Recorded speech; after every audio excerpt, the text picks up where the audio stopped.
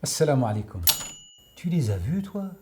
Les jeûneurs nouvelle tendance? Tu sais bien, ceux qui jeûnent le mois de Ramadan, mais qui ne sont pas croyants. Bien sûr que ça existe. Même que dans certains quartiers, c'est devenu une véritable mode. En fait, ce sont des jeunes gens qui font tout bien le Ramadan, comme c'est dit. Ils mangent ni ne boivent du lever au coucher du soleil. Ils ont juste la particularité de pomper l'air à leur voisinage. Ça se prive de becqueter, mais pas d'emmerder ses voisins. Et quand je dis que ces jeûneurs ne sont pas croyants, c'est par déduction. Si je prends le hadith où par 3 fois le prophète dit « Par Dieu, il n'est pas croyant. Par Dieu, il n'est pas croyant. Par Dieu, il n'est pas croyant », là, tu as le droit de te demander de qui il parle. Eh bien justement, de celui dont le voisin n'est pas à l'abri des nuisances. Autrement dit, un voisin qui se plaint de nuisances dont l'auteur serait un jeûneur du mois de Ramadan, eh bien ce jeûneur n'est pas croyant. Alors là, comme ça, j'ai une question. C'est quoi cette nouvelle sunna qui consiste à sortir les quads et les motos juste après l'Asr pendant le mois de Ramadan?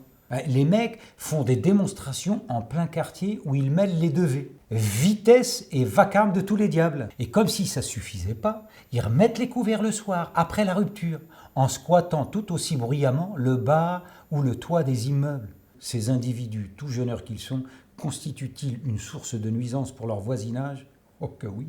Et c'est pas faute de leur rappeler que dans le Coran, au chapitre 4, verset 36, outre plusieurs catégories de personnes, un long verset les enjoint à la bonté, al-ihsan, envers le voisin proche, al-jari dhil qurba, et le voisin lointain, wal-jari al-junub. Alors, tu peux bien t'égosiller autant que tu le veux à propos de l'islam comme étant la plus belle religion et le ramadan comme le mois de la retraite. Les faits sont là.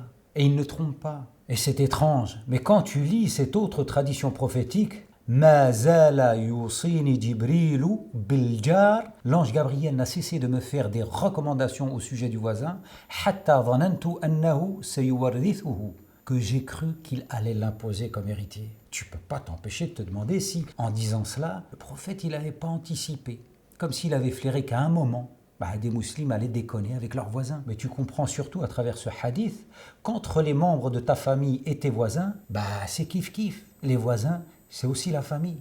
Comme tu es bon avec tes proches, ça doit être la même avec les voisins.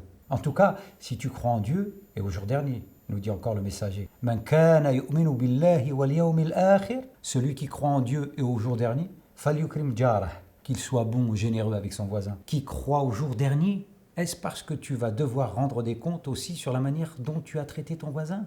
Quand tu entends tout ça, tu dis en effet que l'islam pourrait être une belle et grande religion si les musulmans commençaient à y croire. Car prétendre y croire, c'est-à-dire être croyant, c'est faire en sorte que cela se retranscrive dans les faits.